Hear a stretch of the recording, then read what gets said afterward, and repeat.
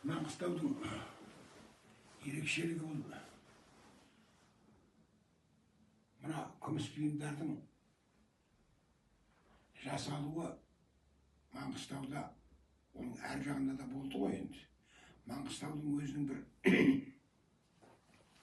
мәдениетінің, халықтың салт дәстүрі, әл-ауқатының ең шарықтап шыққан шегі 17-ші ғасыр менен 20-ші ғасырдың басы.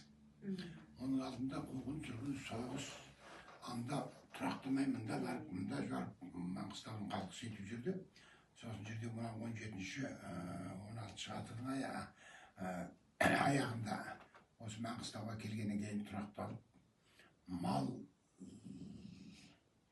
өсіріп, халықтың әл-ауқаты жақсарып, содан кейін сол әл-ауқат жақсарғаннан кейін, тұрмыс тіршілігі жақсарғаннан кейін, салт дәстүрі сақтаңқырап, сосын жерде мынау баласын ұзатып, келін алып, үлкендердің жаңағы өзінің дәстүрін, салтын сақтаған уақыты. Сол уақытта енді мынау үлкенге мән береді, ең бірінші мынау қыз балаға мән берген. Қыз баланы ұзатқанда соған жасауын жасатқан шеберлерге, оның ең бер жағындағы айғағын айтайын. Мынау Ақбөбек қайып оқиғасын білесіздер.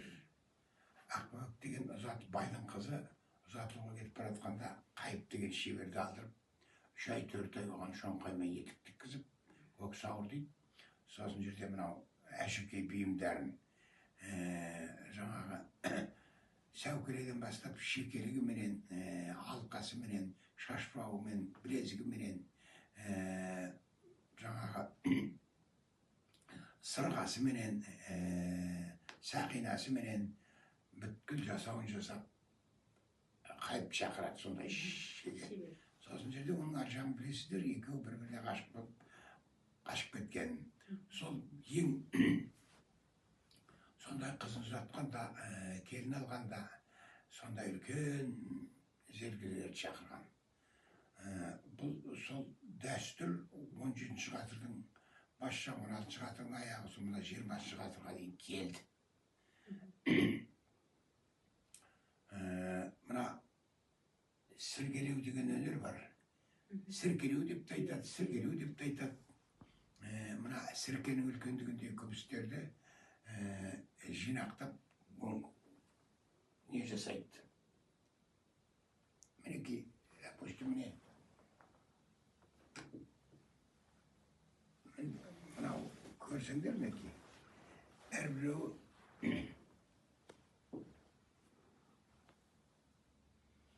мына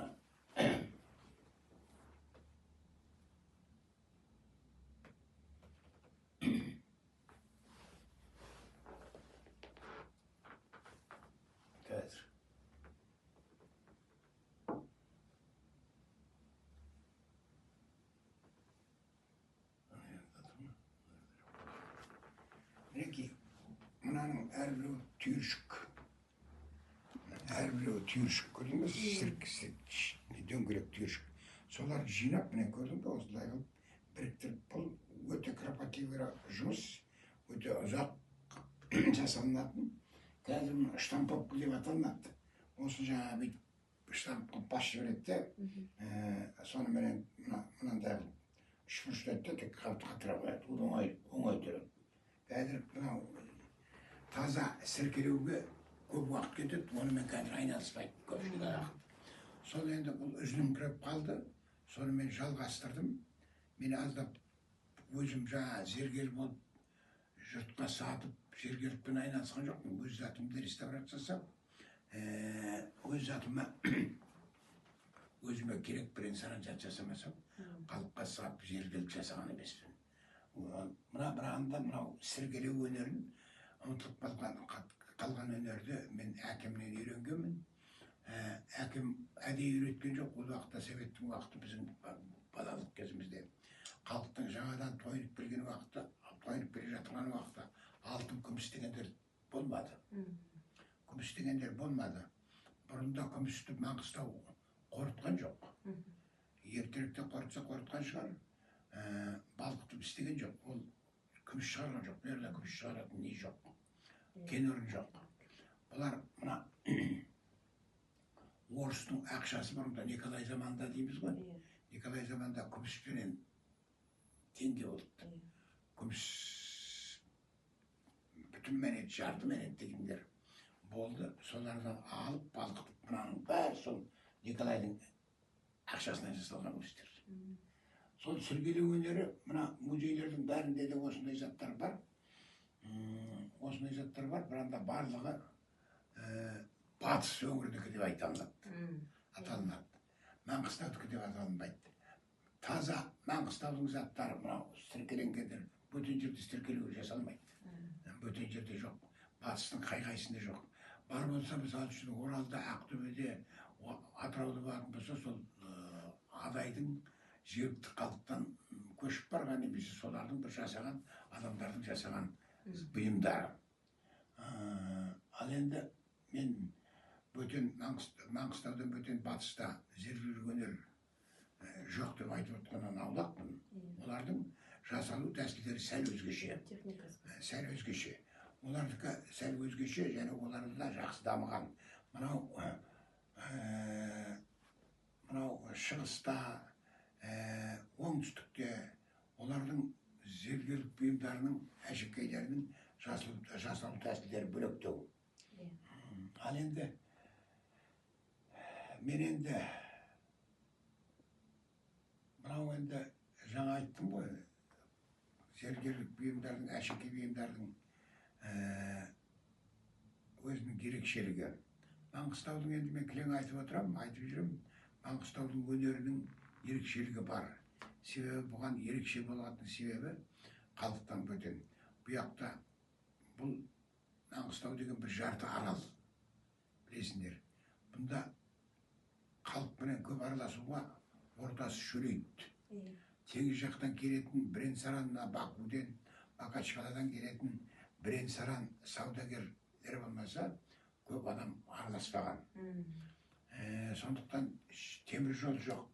Ол уақытта көлік қатынасы жоқ. Сондықтан өзі оқшаулап алып, өзінің мәдени дәстүрменен, салтыменен, мәдени ерекшеліктері сол өз күнінде араласынып қаңқырап қалды. Сол бертін келе осы 60 жылдың аяғында, 70 жылдың бастарынан бастап, осы мына бүткіл Қазақстанға тарады өнер. Сол енді тіпті мына музыкалық өнердің де ерекшелігі бар. Мына Маңғыстаудың музыкалық күй өнерінің ерекшелігі, мұнда бір әлбе қағыс деген қағыс бар, нотаға түспейтін, түсуге келмейтін. Соны мысал үшін күйдің, мынау Құлшардың күйлерінен, Есірдің күйлерінен, Естайдың күйлерінен кездеседі, біздің Маңғыстаудың күйлерінен. Сол бертін келе Қазақстанға тарап, қазір соның барызығын мына Сержан Шакратов ағамыз күй өнерін, Алым Жаңбыршин ағамыз күй өнерін үзіліңкіреп қалғанда ортаға жалғастырған. Ал жыр өнерін енді болды, бірағында сирек-сиректеу, себебі халықтың арасында той-томалақсыз болмайды. Қай уақытта Совет үкіметінің басында да болды. 20-шы жылдан, 25-ші жылдан бері қарата 40-шы жылға дейін, соғысқа дейін енді жырсық дәуір болды ғой енді. Қалың ашаршылық болғанмен де бірен-саран күйлі адамдар жырын жырлатып тойларда сондай жасады. Сол енді сол жыр өнері де жаңағы қол өңгеріп қалды, ортасы жыршылар болды. Соны жалғастырушылардың бірі Ізбасар Шыртанов деген азамат болды. Қазір енді Құдайға шүкір жыршыларда баршылық. Ал енді сосын жерде тағы бір ерекшелігі бұл біздің тас өнері, қиматан салу. Қимадан жаңағы тас өнерін бұл бөтен жерде жоқ, Қазақстанның бөтен өңірінде кездеспейді. Оған себеп болған мына біздің Ұлытастың, жерасты Ұлытастың шығуы, сонан жаңағы үлкен құрылыстардың салу. Сондықтан қиматанның, қима жұмыстарының, тас өнерінің дамуы сондықтан.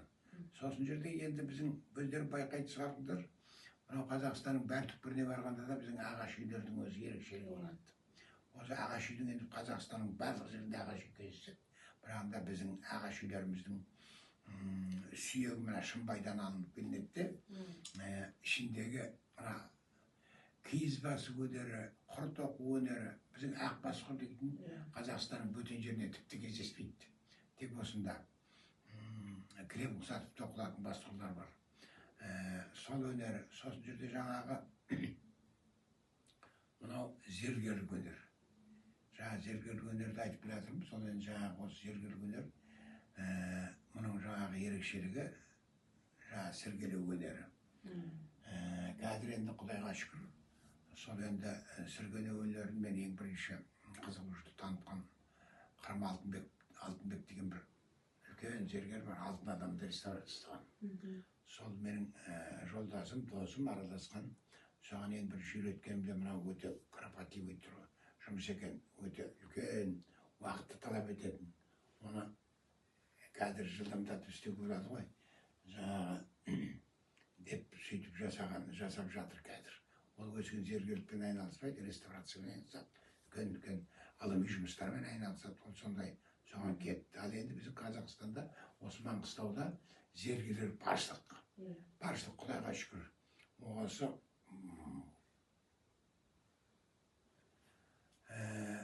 көздің жауын алатын кәдімгі тамаша туындылар жасап жүрген зергерлер баршылық. Атын атап түсінбейтін ештемесі жоқ. Олар көрініп те жүр, көрмеде жасап жүр. Ал енді мынау коллекцияға келетін болсақ, коллекционер Қазақстанда азаңдау бар. Ауызға алып айтатын 10 шақты коллекционер бар бүткіл Қазақстан бойынша. Иманғали Тасмағамбетов деген адам коллекция жасады. Сосын мынау Маңғыстаудың заттары осындай күміс бұйымдардан сол Иманғали екеуміз көпшілік жинап жүрген. Ал енді бөтен қазақтың бөтен жаңағы қол өнерінен коллекция жасап жүргендер өте көп. Соның ішінде олардың да осындай күміс бұйымдары бар. Енді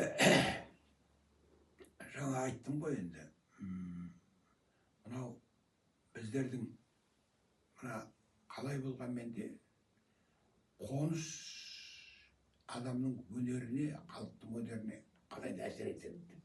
Мына біздер Түркменстанменен қоныстас болғаннан кейін, оларменен ара қатынасымыз тек қана адами емес, мәдени қатынасымыз да көп болды. Соған байланысты Түркменнің өнерінің бізге кіргені, біздің өнеріміздің Түркменге кіргендері бар.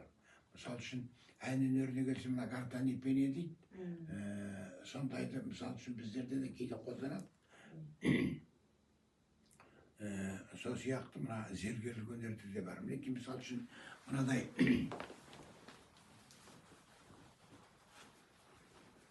мінекей, мынау таза Түркменменен біздің Атайдың, Маңғыстаудың зергерлерінің біріккен туындысы деп айтуға болады. Мынау таза Түркмендікі. Мынау айтатын болсақ, мынау біздер мына теңіздің ар жағындағы Кавказ халқының өнерімен де араласамыз ғой. Кавказдың өнеріменен алынған, солардан туындаған. Мысал үшін көпшілігі адамдар біліңкіремейді. Мынау не деп, не зат? Білмейсің. Мынау не зат? Шашпауға тағады. Қазір айтамайын. Ол сендер енді өздерің айналысып аласың. Ол халықтың арасында да көп білмейді. Сондықтан бұл балдардың қайдан біледі? Мамасы көп біліңкіремесе, әжесі көп, онымен айналыспаса, көп ұсталынбаса, қайдан білсін? Оған сөкеттік емес балдарға. Мұның атын түйме дейді. Екеуі де түйме. Мінекей, мен саған осыны көрсетейін, түйменің қалай пайдаланғанын. Мінекей. Міне.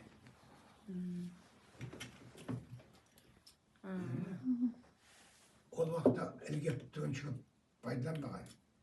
Ілгек бертін келе мінекей. Мынада ілгектер болған. Тамаша. Мінекей. Мынау ілгек мінекей. Mineke Beşbekтерде болот. Beşbek'te mineke. Mına senin mına kөлденең ғой енді mineke. Onda былай не етіледі. Ал мынасы былай баратын болса, былай тағылады. Істелінеді. Бұл түйме. Сосын жерде түйме дегеннің өзі мына қарсылық деп аталынады біздерде. Қарсылық деп аталынады. Ол енді ол да түйменің бір түрі. Түйменің бір түрі. Қарсылық деп аталынады. Енді жаңа түйменің бір түрі ол да Ажақта тұрмыз. не? Мінеки. Салынады. Мінеки мына үлкен бешбетке бүйтіп салынып былай болып тұрады. Бүйтіп аталынады, ақтылады. Бұл қарсылық деп аталынып, бізде көңші көп түймені көп пайдаланбаған. Қарсылық мінеки. Қарсылықтың түрлері көп. Сосын жерде қарсылықтар мына неде де пайдаланған. Мына өңір жиекте, мінеки жоғары жағында. Мына өңір жиектің түрлерімен сіздерді таныстырайын. Өңір жиектің өзінің табу тәсілі бар. Мына әрбіреуінің табу тәсілі бар. Мына жұрт шатасады. Ер адамның сақинасы менен әйел адам сақинасы екеуі ерекше, бөлек. Ер адамды көп сақинаты көп тақпаған ер адам. Бірақ та мынаның атын болыс жүзік дейді. Болыстар тағады деген сөз емес. Мысалы үшін ол болыс жүзік дегенде, мысалы үшін мына бала болыс болатын болса, ағайындары құттықтап болыс болды деп, енді саған бір ерекше деп ағайындары үлкен шеберлерге тапсырыс беріп, мынадай жүзік жасатады да қолына салады. Мына болыс жүзік дейді. Мынаның өзі, мысалы үшін 4-5 дарға жасайды. Бағалығы соншама. Ал әйел адамның жүзіктері мінеки мынадай болмайды, мынадай болады. Ер адамдікі былай тұтас болады, жаңа көрдіңіз ғой. Мынадай. Қос бауырдақты дейді, құдағай жүзік дейді. Мінеки осындай ерекшеліктер бар. Құдағай жүзік дейтін себебі, енді жаңада айттым ғой енді. Қыздарына келін алғанда, қызын ұзатқанда соған мән берген. Ал бірағында сол енді үлкен өзін құсаған келіншектер, мысал үшін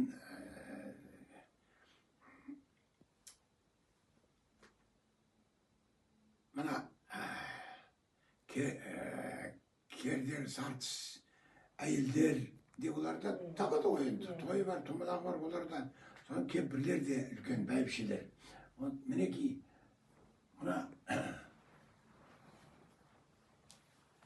мынаның атын сабақ деп аталынады.